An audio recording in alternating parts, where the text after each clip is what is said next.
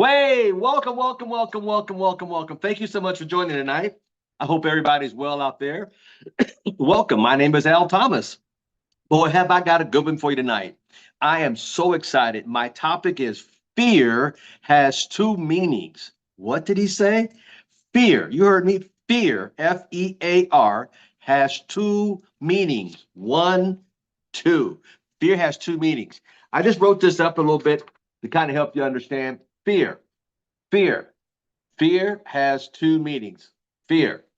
Fear or fear has two meanings. The choice is yours. Tonight, we're going to talk about the choice of fear. And people don't realize fear is real for most people because we put more energy in thinking about the negatives than the positive. Isn't that amazing? So, what do you mean by fear has two meanings? Well, you ready for the next one? I just made my little slides up tonight just for you guys because I'm here to share. Fear has two meanings. One is means to forget everything and run. Yes, what most people do, they run or face everything and rise. The choice is yours. Run or rise. You have two choices when it comes to fear. Now, it's important to understand most people run. There's no need to run from it, but you should rise from it. So, I want to talk about fear. FEAR stands for false education appearing real. Where? Right here in our minds. Have you noticed? A lot of things you fear never comes true. But why do we spend so much negative energy on thinking positive energy, think about negative stuff happening to us? Oh my God, what if this happened? Oh my God, what if that? Oh my God, oh my God, oh my God. And then most of it just doesn't even happen. But have you noticed the time that we spend thinking about things that doesn't even matter? Why do we do fear? Why do we do this? Let's examine this tonight. Fear. What if it doesn't work, Mr. Thomas? But what if it does work? Here's another one. I'm not living up to my full potential, but I'm afraid to try something in case it doesn't work. So I'd rather stay in my little comfort zone. Listen, folks, I've never seen a person make a fortune in their comfort zone in my life.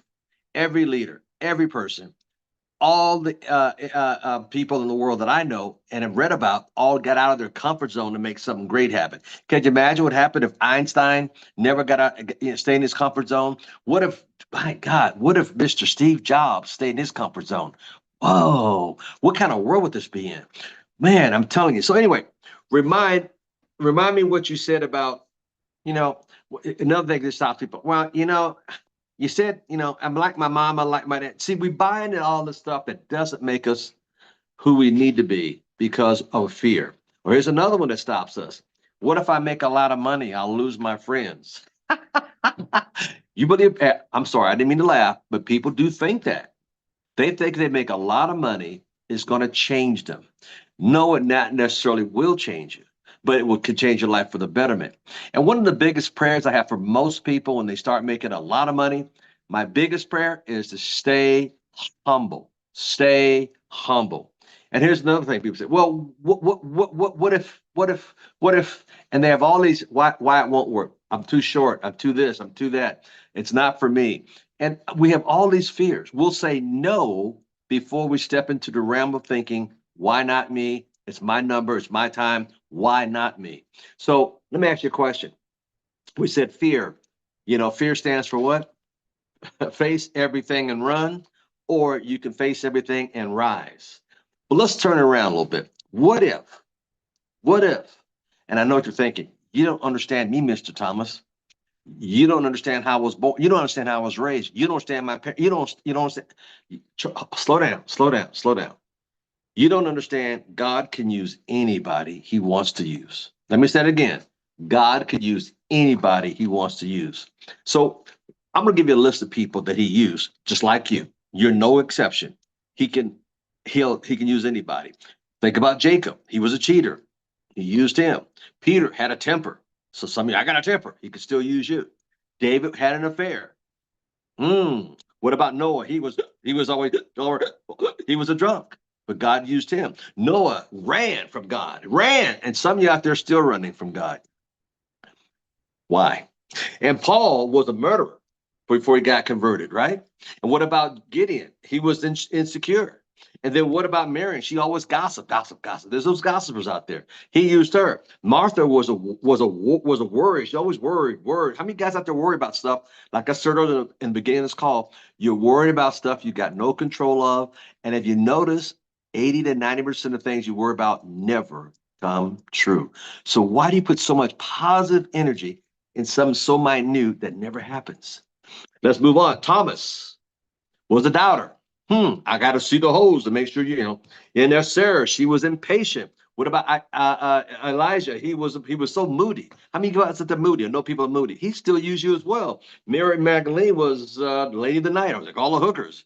Moses, he stuttered. So God used him. What about Zechariah, who was real short? He's got no difference about how tall or short you are. And then Abraham was old. What was it, 91, 92 years old? But God still used him. Lazarus was dead. Rise up, because he rose up from the dead. So don't tell me you cannot rise above any obstacle, because he used those that he calls and he qualifies that he calls. Now, in my book, let me slow down a little bit. In my book, God's Gifts. Now, the reason why it was called God's Gifts, he got downloaded that to me to give to you free, is because in chapter 2, it talks about self-taught. We talk to ourselves. We talk positive about ourselves, and that's why I wrote about self-taught, because most people talk negative about themselves. Isn't that amazing? So if you want to face things, if you want to face something, rise up. I talked about that. Chapter 11, I talked about me being in the magazine, Success Magazine. How did I get there? I rose up because I rose up. Next, chapter 12, I talked about influence, people that influenced my life. What did I do? I rose up again. So you have to continue pull yourself up and get around and surround yourself with successful people who's going to inspire you. So face it and rise. Self-talk, face it and rise. The magazine, face it, just face it and rise. Face your fears and just continue rising up. I always like to watch Animal Kingdoms when I did watch TV a lot. And Animal Kingdom taught a lot about human behavior. And let me tell you what I mean by that. We're the leaders, as you watch, I love watching. We're the leaders of the pack of any herd. The leaders are always where? In the front, leading. You got that? And who's in the back? The ones who are always complaining. The ones, this ain't gonna work. Oh, this never gonna amount to nothing. Oh, here we go again. They're always in the back because they're always negative. So guess what? They run from anything. They're always spooked real easy. And guess what? The pack is a herd. But the leaders are always in front, leading them to higher ground. Isn't that amazing? And there's always that lion in the bush going, psst, psst. And the ones in the back who are gossiping, oh, what's going on over there? And they walk over to the bush and they get taken down. And then a week later, a month later, 6 months later, a year later, you look for them. What happened to Billy? What happened to Susie? The lions got them. The lions got them. Now, reason being, they didn't stay in step with the pack. Isn't that amazing? How many times do we get out of sync with the pack? Animal Kingdom teaches so much about human behavior. Now, going to Africa, let's talk about that again. When the first time I ever went to Africa, I was blown away. I saw the Big Five every day. And guess what? I didn't just run out in the jungle. I would never made it back. So what did I do? I rose up and got a leader, an instructor to show me where to go, where not to go. Does that make sense? So let's look at this. A lion gets up in the morning. He has one thing on his mind. He's got to eat. A gazelle gets up in the morning, and the first thing they got to do is get up and go find something to eat as well. So a lion sees a gazelle, and what's the first thing that he says? One word comes out of his mouth: lunch. And a lion will roar, roar, and the ground will shake. And I went to Africa and I saw it firsthand in the night. I was like 30 feet, 30 feet away in a Jeep, watching this lion's mouth open up, and the ground in the Jeep I in was rocking the earth. It's real, folks. And I looked up the sky, and the sky looked like a 10 zillion diamonds up there. All the stars were so clear and perfect in Africa at night, and I'd never seen that before. And I was in the jungle, and I said, man, the lion has one thing on his mind when he sees food: lunch. And the gazelle looked over, and he saw the lion. Guess what his one word was? Run! So here again, he ran. One rose up and the other one ran. See, face everything and run, or face everything and rise. So it happens even in the animal kingdom in Africa. So you got to understand, which one do you choose? Think about it. Which one do you choose? Are you going to stand up and rise to the occasion? Or are you going to run away from this like some of you may have ran away from things in the past? Don't do that to yourself. You know, it's interesting. When you go to Africa and think about the characters of the animals in Africa, there's something to teach you a lot about human behavior. Now, let me tell you something. Predators. Here again, a predator. What's a lion? A lion's a predator. What's a gazelle? A gazelle is prey. Okay, they both repeat: predator, prey. One rises up and run, and one rises up. You follow me? Now, let's talk about this for a second. The predator has eyes in front of the head, like this, like you and I. We have eyes in front. All predators, watch this, I'm going to teach you something tonight, have eyes in front of their head because they're focused. They must be what? Focused. You must be focused at your business, your desire to open a business, your network marketing business, your real estate business. No matter what, you got to be focused, laser focused, like a horse in a race with blinders on. Just stay focused. So predators, watch this, monkeys, okay, got it. Lions, got it. Human being, I mean, okay, in front of their heads. The prey, on the other hand, have eyes on the side of their head. Wow, Miss Thomas, I didn't know that. Yes, the prey have it on side because why? Because prey must be looking in all directions at the same time for the enemy to come get them. Prey is looking on both sides. Both sides. They're always looking. They're always looking. They're always looking. They're always looking. They're always looking because they have to hear what's coming, see what's coming. Predators, we focus on what we want. Ladies and gentlemen, be laser focused on exactly what you want for you and your business. Think about it. Gazelle on the side, sheep on the side, zebras on the side, giraffes on the side, cow. Their eyes are on the side. Your eyes are front. That means you are a predator. Wow, I didn't realize that. Listen, folks, the beautiful thing about being a predator and also being understanding to stay focused, there's a couple things I want to go over tonight that I think will really also bless you. See, you have to understand that also there's a great book called Think and Grow Rich by Napoleon Hill. You heard the book before, I'm sure you have. It didn't say work hard and grow rich, it said think. And most people don't think. Now, in his book, his second book was called Outwitting the Devil. See, this also goes close to what I'm saying tonight, Outwitting the Devil. It's a book by Napoleon Hill that they found 50 years later and published the book by Mark Victor Hansen, who I know as an author, been knowing Mark Victor Hansen, Chicken Soup Guy. Yeah, that's who he is. And also Sharon Lecter came out with this. And it's called Outwitting the Devil, The Secrets to Freedom and Success. Now, I'm going to do something. I'm going to go into this book a little bit, and I'm going to share something with you. First page, it says this. On the first thing you see when you open it up, and I highlighted it, it says fear, as we're talking about tonight, is the tool of a man-made devil. I'm just reading out the Bible. I'm in the book here. Well, not the Bible, but outwitting the devil. Outwitting, because he's at every twist and every turn, so you cannot be successful in life. Okay. And Mark Victor Hansen wrote this in the book. He says you will discover whether the devil he interviews is real or imaginary, much like the devil that may personally be dealing with your life and your experiences. So you control this. And Napoleon Hill said that. And a friend of mine gave me this. She wrote this book and gave it to me years ago. And I keep books. I've got books. I've got so many books. I tell you what, I got books on top of books. I probably have a good $20,000 worth of books. But she wrote, Mr. Thomas, thank you for being such an incredible leader, mentor, and above all, a friend. Thank you for believing in me and being such a blessing to me and my family, Ms. Sonia Batez. How many people are you blessing? How many people are you looking up for? What are people gaining by dealing with you? It's important to understand that. Now, I'm going to talk about what stops a lot of people, and it's called limitations. Limitations. On page 134 in the book, it talks about your limitation is the one which you set up in your own mind. Let me read that again.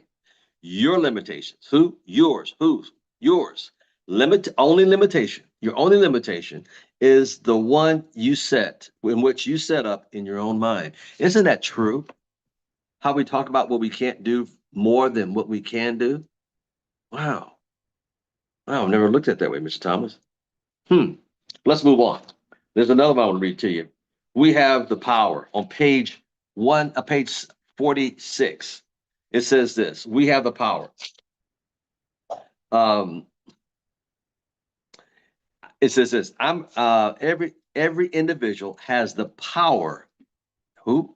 How many? Some of us? All of us? Every individual has the power to change his or her material or financial status by changing the nature of his or her belief.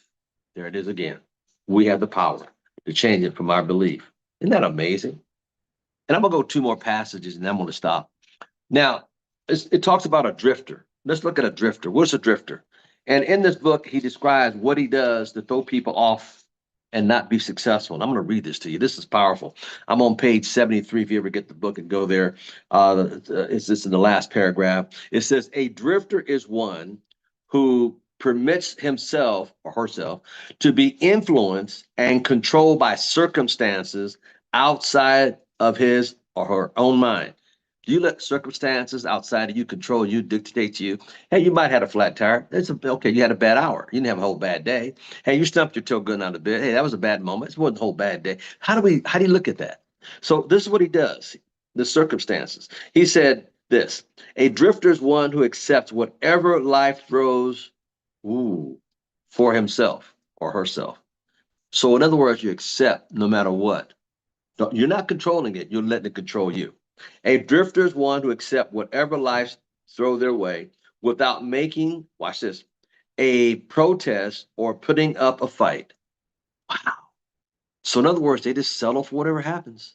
Hey, I got $1 million idea, but I'm going to settle for a $40,000 or $50,000 a year job. And I'm not talking about jobs. Don't get it wrong. No, I'm not saying that. But why not still work on both? Wow. Didn't look at it that way, Mr. Thomas. So a drifter is one who is too lazy mentally to use his or her own brain. Ain't that crazy? The most fastest computer in the world is right here. The fastest computer in the world, right there. Tell you a story about a computer going down. One of these big conglomerates, kind of like IBM. They had a computer system that went down. The guy spent like $10 million on this big old fancy computer, and it went down. So they had to call the salesperson up. Salesperson came out and said, I can be there in about an hour, no problem. The person that bought the computer was, man, oh my God, I spent $10 million for this computer. It's costing me money, blah, blah, blah, blah, blah. Can you get somebody here quick, blah, blah, blah, blah. And he says, no problem, get somebody in an hour. So the guy came in to fix the computer. And he came in, didn't say a word. That one guy was, oh man, my computer went out. Oh my God, oh. The repair guy didn't say a word. He said, there are machines over here, blah, blah, blah, blah. Computer guy didn't say a word. He looked at the computer. He opened up one of the doors. He looked in. He took out a chisel and a hammer, knocked 3 times, tapped 3 times. 1, 2, 3. Boom, the computer came on. The guy said, oh my God, you're a genius. Oh my God, this is wonderful. Oh my God, thank you so much. Oh, this is wonderful. The computer guy, repairman, didn't say a word. He wrote out his bill and gave it to him. He goes, oh my God, you charged me $10,000 for 1 minute's worth of work? Are you kidding me? Are you crazy? I want this bill itemized. Itemize it. Computer guy, repairman didn't say a word. He took the bill, and this is what the bill said. Tapping, $1. Knowing where to tap, $9,999. So see, he didn't get the point. He didn't let that stop him. He knew what he had to go do. So here again, what are you doing to get your machine going? What are you doing? This is very powerful. This is very powerful. So here again, the drifter was lazy. But what are you filling your knowledge, your head with knowledge? What kind of knowledge are you feeling that you can share with your fellow man? What gives you the right to want to help people? And you can, but you got to be able to do it in the right light. So here again, be that coach, be that mentor. Knowing where the tap is so important. The last I'm going to give you is the other side of the drifter, which is called a non-drifter. And for those that want to follow along or read it a little later, I'm going to be on page 93. And it says this. When you criticize others who are succeeding in their chosen fields or calling, it doesn't help you. That's so true. It's very true. And it says the first sign of a non-drifter, here it is he or she is always engaged in doing something definitely through some well-organized plan that is defined. He has a major goal in life towards which he is always working or her working, right? And have major goals, all of which leads toward his or her central scheme. So, in other words, they're always working in the direction of where they want to go. They are focused on the goal in mind. They understand it's a journey to get there, but they're focused, folks. The question I want to ask you, are you focused on what you want for you and your family? Are you focused on the goals? Because goals are so important. I was showing another group earlier on another call that I could go back 30 some years and show my actually 30, a little longer than that. I have all the years of my appointment books, all the years of my goal setting, all this, and it's amazing because you wonder why successful people get things done because they go with the intentions of completing the task. And remember, the only place that success becomes before work is in a dictionary. Ladies and gentlemen, you guys, I want to see nothing but the best for you. I hope this blessed you tonight. It's called, rise up and run, or rise up and what? Rise up and what? Rise up. It says, forget everything and run, forget everything and rise. You can rise to the occasion. You can do more than you think you can. Look, if he didn't think you can, he wouldn't have put you here. Remember, he used all those people I gave you names of, and they all had excuses. Forget everything and run, or forget everything and rise. And by the way, do we have any questions out there that I can help anybody with on what we talked about tonight? Mr. Clemens, do we have any questions out there? Oh, okay. What if you're fearful? What if you don't trust yourself and believe in yourself? Well, ladies and gentlemen, first of all, let me say this. You have to start somewhere. You have to start, whoever asks that question, you got to start somewhere. Get around positive people. I have people I know that go to other companies to be around positive people, or find a network in your area that you can be a part of that is going to inspire you. So many times in life, we're torn down, talking about we can't have, what we can't become. You're too this, you're too that. But you got to get around people who are there to boost you up and to lift you up. It's so important. In my life, I didn't have that either in the beginning. But you know what? I decided, watch this. I made a decision. I made a decision. I made a decision that this was not going to hold me back. I made a decision. And I made a decision. I was going to seek out the knowledge, and I was going to get around people. I have a community that would inspire me no matter what. So that's what I would suggest you do. And folks, I'm telling you, they're out there. Think about it. You can do it in the comfort of your home these days because everything is done this way. Well, ladies and gentlemen, I hope this blessed you tonight. Thank you so much for joining me. Remember, either you have the what? Fear says what? Forget everything and run, or forget everything and rise. Face everything, excuse me, and rise. So don't forget, you too can rise to the challenge and to the occasion. Thank you so much for your time tonight.